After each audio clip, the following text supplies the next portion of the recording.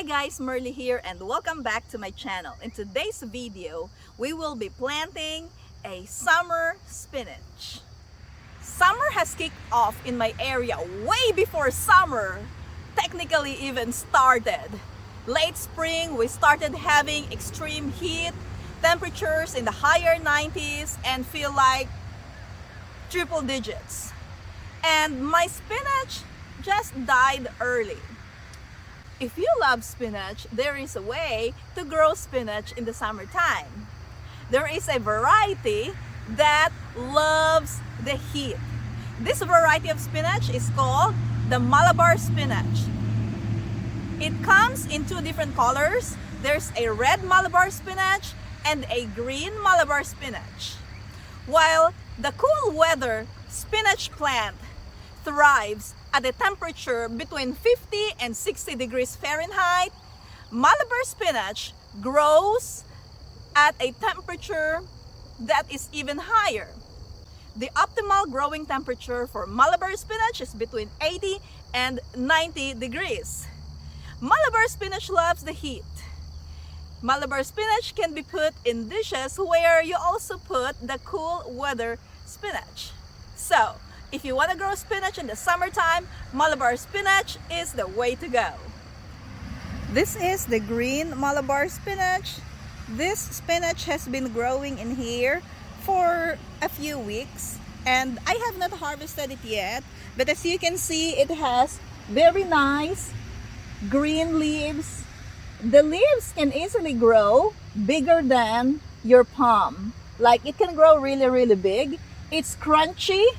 You can put it in salads, you can put it in sauteed vegetables, you can put it in soup, just whatever you like. Here's another Malabar spinach. Unfortunately, this tomato fell on it, but look at this, guys. Look at this leaf. See that? Let's get this big one.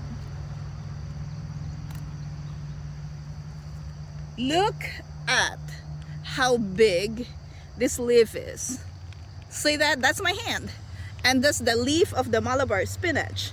Now, if you want to harvest the young leaves, that's fine. But this one, the older, bigger leaves, as long as they don't turn yellow or brown, you can use them. You can cook them and they are yummy. Look at this, guys. That is really nice. The Malabar spinach eventually vines out, so it's good to put some staking in it. I still have to work on fixing this tomato stake, but anyway, look at that one, guys. Look at that. Isn't that pretty? This is a very good vegetable, a very good replacement of the cool weather spinach. Thrives between 80 to 90 degrees. We have here another Malabar spinach. This is the red variety. It's called the red Malabar spinach. The leaves look the same except for the red color on the stem or the vine, and the veins of the leaves also have a red coloration. This Malabar spinach was planted about 3 to 4 days ago.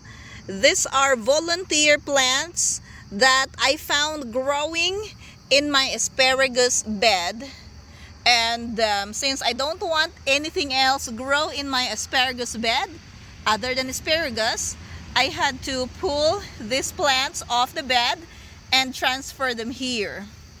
They love a good watering in the summertime so they can grow bigger. And look at this one right here, already has little branches. Now this will also vine out eventually, and so it's a good idea to provide staking for this plant. See that red color, the red stem, and then the red lines here in the back. So some distinguished red colors in the leaves as well. You can also grow your Malabar spinach in pots or in growing bags. It's not very picky in the growing conditions. As long as you don't let the container dry, your Malabar spinach will grow and thrive. I will give it occasionally with some fish fertilizer to grow more leaves because we're eating the leaves. Now this one is also another volunteer plant I found somewhere in my garden. It was very hot when I found this, so I couldn't really transplant it in the ground because the ground was super duper dry. So I put it in a styrofoam cup. We just had rain and I am done installing my drip irrigation, so we're good to go. I'm gonna be planting this spinach here where I have the emitter in my drip irrigation. So we're just going to dig a planting hole right here, and then we're going to get the spinach out. Look at this beautiful root system. I'm just gonna plant this about this depth right here. If you want to bury more of the stem, that is fine. It's not gonna bother it. Put it here, and then we will backfill the planting hole with the soil.